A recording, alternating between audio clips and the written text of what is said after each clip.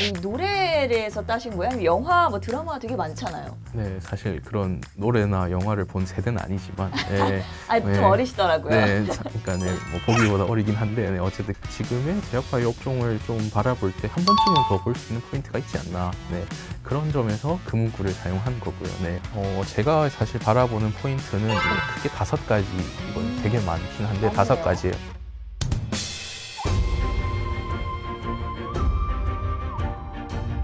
안녕하세요. 주식시장 상황을 전하다 주상전화. 오늘도 여러분께 최고의 상소문을 준비해 주신 분을 만나보려고 이 자리를 마련했는데요. 어떤 분이 기다리고 있을까요? 바로 만나보도록 하겠습니다. 안녕하세요. 안녕하세요.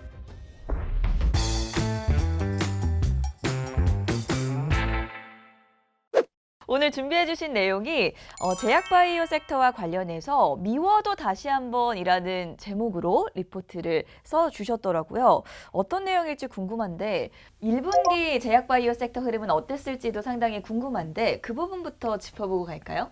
네, 1분기 말씀드리면은 네. 사실 뭐 학회 같은 것도 되게 많았어요. 뭐 JPM이라든지 이제 뭐 4월에 있을 AACR이라고 하는 학회에 대한 뭐 데이터가 나오는 등 그런 이벤트들이 되게 많았는데 사실상 제약바이오 업종에는 크게 영향이 없었던 약간 그런 시기였거든요. 그러니까 기대만큼 뭐 네. 호재로 작용을 못한 거네요. 네, 그러니까 이제 사실 투자자분들도 이제 워낙 많이 정보를 접하시고 이러다 보니까 이제 예전만큼 좋은 소식이 나온다 하더라도 이게 바로 이제 반영이 되지 않는 약간 그런 상황이었고 뭐 전반적으로 업황 자체가 그렇게 좋지도 않았어요. 그러니까 뭐 2022년도에 이제 뭐 금리 인상과 같은 그런 매크로적인 상황과 맞물렸고 이제 그리고 코로나 때 너무 이게 업종 자체에 대한 기대감이 커지다 보니까 사실상 뭐 코로나 때 냉정하게 따지고 보면 뭐 백신 만들고 치료제 만들고 하는 기업들 한두 군데밖에 없었죠. 그러니까 되게 많은 기업들이 참여를 하긴 했지만 실질적으로 이루어진 게 없는 약간 이런 상황에서 업종에 대한 기대감도 많이 낮아지고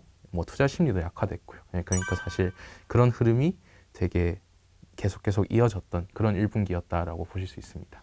아마 투자자분들이 제약바이오 업종 괜찮을까 하고 들어가셨다가 너무 밉다라고 생각을 많이 하셨을 것 같아요. 1분기 때는. 그럼에도 불구하고 우리는 다시 한번 이걸 바라봐야 된다라는 의미에서 아마 미워도 다시 한번을 지어주셨을 텐데 그러니까 아마 하반기 때 최소한 뭐 내년이라도 제약바이오 업종에 대해서 긍정적인 전망을 가지고 계신 거라고 생각을 해도 될까요? 네, 그렇죠. 어쨌든 지금의 어떤 상반기보다는 그래도 좀 더 나은 하반기가 기대되는 상황이다. 네, 그래서 한 번쯤 더 봐도 좋지 않을까. 투자자분들도 미운 마음을 조금 접으시고 한 번쯤은 더 제약바이오 업종에 대한 기대감을 가지셔도 되지 않을까. 네, 그렇게 바라보고 있습니다. 믿어보도록 하겠습니다. 그럼 하반기 때 왜 우리가 제약바이오 업종에 대해서 미워도 다시 한번 좀 더 집중적으로 주목을 해봐야 되는지 그 포인트들 몇 가지로 짚어볼 수 있을까요? 제가 사실 바라보는 포인트는 이제 네. 크게 5가지 이건 근데 그 5가지도 이제 좀 약간 구분을 하자면은 좀 이제 어떻게 보면 확실한 성장이 기대되는 약간 예. 그러니까 숫자적인 측면에서 조금 해소가 되는 약간 그런 분야가 하나가 있고 그리고 나머지 하나는 숫자로서 설명은 안 되긴 하지만 지금의 높은 관심도가 잘 약간 이게 맞물린다면 더 엄청나게 성장을 할 수 있는 약간 그런. 그럼 한 가지 한 가지 좀 더 구체적으로 확인해 볼까요? 네, 우선은 그러면 이제 첫 번째는 바이오 시밀러인데요. 네. 바이오 시밀러 같은 경우는 이제 올해 7월에 이제 휴미라라고 하는 이제 블록버스터 제품의 미국 출시가 시밀러 미국 출시가 예정되어 있습니다. 그래서 그 시장이 이제 워낙 크기 때문에 이제 시밀러가 진출을 한다고 하면 그거에 따른 이제 약간 기대 효과가 되게 클 것이다라고 보고 있고요. 뭐 국내에서는 이제 셀트리온 그룹과 삼성 바이오 에피스 두 그룹이 이제 휴미라 시밀러 출시가 예정되어 있습니다.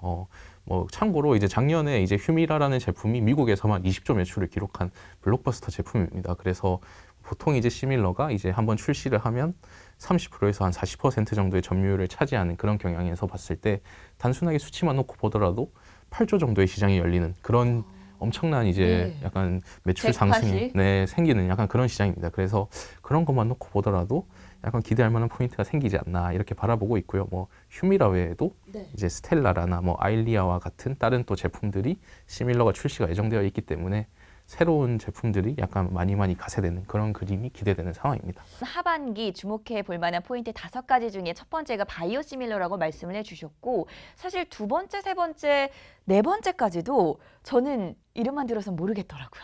어렵더라고요. 그렇습니다. 네. 이제 시밀러 외에도 이제 CMO나 뭐 P캡 같은 이제 그런 것도 좀 주목해 주시면 좋을 것 같은데 CMO 같은 경우에는 위탁 생산해 주는 그런 네. 개념이라고 보시면 되고요. 근데 이게 왜 유명해졌냐 하면은 이제 코로나 때 기억이 이제 납니다. 저도. 네, 막 이제 한창 mRNA라는 이제 새로운 어떤 그런 게 나오면서 그게 이제 갑작스럽게 많이 만들어야 되니까 이제 그럼 어디에 생산을 맡겨야 되냐 이제 이런 이슈가 생기면서 위탁 생산하는 업체에 대해서 좀 이제 많이 관심이 많이 생겼던 그런 상황이고요. 뭐 그런 상황에서 사실 주목받았던 거는 국내에서는 삼성바이오로직스죠. 네, 로직스가 주목을 많이 받았고 CMO 같은 경우가 이제 계속 이제 그 코로나 이전과 이후에도 약은 계속 만들어야 되는 그런 상황에서 안정적인 매출 자체를 뽑아낼 수 있을 것이다라는 그런 기대감이 있기 때문에 CMO도 약간 숫자적인 측면에서는 좀 약간 성장하는 약간 그런 그림을 보여줄 수 있을 것이다라고 바라보는 거고요.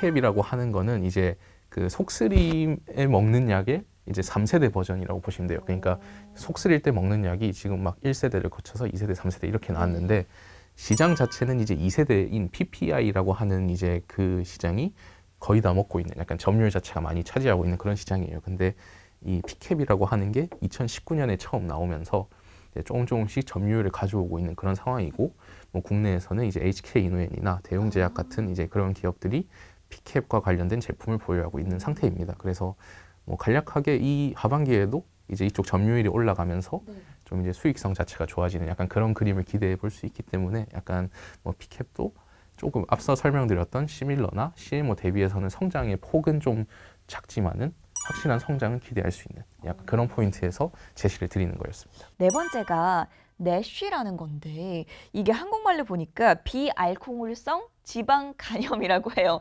역시나 어렵습니다. 네, 맞습니다. 네, 그게 이제 병 이름이긴 한데 이것도 사실 최근에 좀 주목받은 병이에요. 그러니까 보통 이제 의사분들이 판단을 할 때 네. 지방간의 증상을 가지고 오는 분들은 대부분 이제 알코올성, 그러니까 술을 많이 먹어서 생긴 것이다라는 그런 좀 경향이 많았는데 이제 이 병 같은 경우에는 술을 먹지 않은 사람이 술을 먹은 사람의 그런 지방간과 비슷한 그런 모습을 보이는 게 주목받으면서 뜬 병이거든요.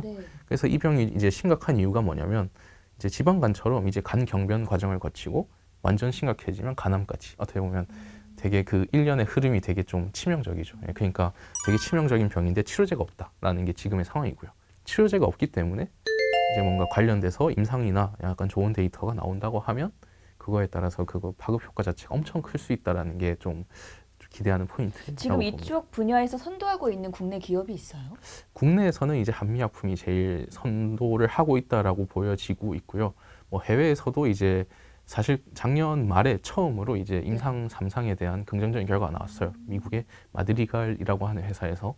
그래서 그 결과가 나왔을 때 주가가 그날 당시 368% 올랐어요. 그러니까 그 정도로 이 시장에 대해서 치료제를 만들어야 된다는 열망이 큰 거를 좀 간접적으로 알 수 있는 거죠. 서두에서 네. 디지털 헬스케어가 성장성이 가장 어떻게 보면 크지만 수치로서 우리가 이제 직접적으로 확인하기는 힘들다라고 말씀해 주신 포인트였는데요. 네, 그 약간 그 접근 자체는 되게 긍정적이라고 보고 있어요. 그러니까 결국 이제 환자 맞춤형으로 가는 이런 트렌드상 AI는 필요하다고 보고 있지만 그렇지만 이게 단기적으로 해결해야 될 요소가 너무 많은 거죠. 예를 들어서 뭐 규제라든지 그 다음에 이게 정말 약으로 됐을 때 보험을 어떻게 작용할 것인지 뭐 이런 현실적인 문제를 먼저 극복하는 것이 필요하다라는 게 지금 제 생각이고요. 그래서 최근에 올해 초부터 사실 디지털 헬스케어라는 주제가 되게 관심도 많았고 핫한 그런 주제였는데 현실적으로 봤을 때는 극복해야 될 게 여전히 남아 있다라는 것이 제가 지금 바라보는 뷰고 그런 점에서 상대적으로 좀 그런 걸로부터 자유로운 어떻게 보면 그 인공지능이 뭔가 주체적으로 뭘 한다 이런 느낌보다 의사의 진단이나 판단을 보조해주는 약간 이쪽 분야에 관련된 인공지능 기업이 디지털 헬스케어라는 수혜를 보면서도 규제로서는 자유로운 약간 그런 그림이 그려지기 때문에 괜찮지 않을까 이렇게 바라보고 있습니다. 네. 여기까지 들어보니까 종목 이야기가 상당히 궁금한데 소개드릴 종목은 총 4개 정도 네 개요? 있고요. 네. 뭐 올해 가장 하반기에 주목해야 될 거는 바이오 시밀러 쪽 관련된 이벤트이기 때문에 그와 관련된 셀트리온과 셀트리온 헬스케어가 아마 거기에 포함이 될 거고요. 그 다음에 한미약품 같은 경우는 이제 내시라는 아까 말씀드렸던 네네. 그쪽과 연관이 있다라고 보시면 되고 루닉 같은 경우는 디지털 헬스케어에 직접적인 영향이 있다. 네, 그렇게 보고 있습니다. 오늘 소개해 주실 탑픽 종목 4가지 중에서 셀트리온이랑 셀트리온 헬스케어 같이 묶어서 봐도 좋을 것 같은데 좋게 보시는 이유가 뭘까요? 네, 뭐 결국 조금 전에도 말씀드렸듯이 뭐 염증 관련된 치료제인 휴미라 시밀러가 어쨌든 출시한다는 약간 그 점에서 직접적인 수혜를 볼 수 있을 것이다라고 보고 있고요. 기존의 본업 자체가 안정적으로 하면서 동시에 이제 휴미라를 필두로 한 새로운 시밀러들이 가세되는, 그렇게 되면서 이제 성장하는 그런 그림이 좀 약간 명확해진 약간 그런 시기인 것 같아서 지금은 셀트리온 그룹이 좋지 않나, 예, 그렇게 보고 있습니다. 한미약품의 경우에는 말씀해 주셨다시피 내쉬, 비알코올성 지방 간염 이쪽에 대한 포인트가 상당히 긍정적이라는 거죠. 네, 뭐 국내에서도 가장 빠르게 이제 하는 상태이기도 하고요. 최근에 뭐 기사를 통해서 보셨듯이 이제 데이터를 확인하는 그 위원회에서 데이터를 먼저 보고 이제 임상을 결정하거든요. 더 할지 말지를. 근데 더 해라고 권고를 한 걸 보면 조금 더 기다려 볼 만하지 않나, 데이터를 좀 기대해 볼 만하지 않나 이런 상황이고요.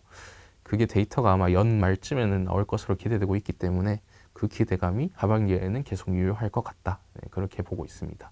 마지막으로 루닛이라는 종목은 주가가 최근에 엄청나게 급등을 했다고 저도 들었거든요. 근데 어떤 기업인가요? 네, 그러니까 루닛 같은 경우가 이제 인공지능을 가지고 이제 의사가 예를 들어서 암을 판단할 때 이제 예측치를 주는 거예요. 예를 들어서 뭐 이 사진을 보고 이 사람이 암이다 하면은 인공지능이 뭐 예측도가 뭐 90%다 이러면 어느 정도 좀 보조의 역할로 해주는 그쵸. 거죠. 약간 그런 거를 좀 하는 기업이라고 보시면 되고, 사실 매출이 그렇게 지금 빠르게 올라오고 있진 않아요. 작년 기준으로 140억 정도의 매출을 했는데 사실 이게 이제 좀 시작하는, 어떻게 보면 이제 개화하는 그런 시장이고, 올해 1분기에 이미 그 작년 매출의 80%를 한 분기 만에 달성했거든요.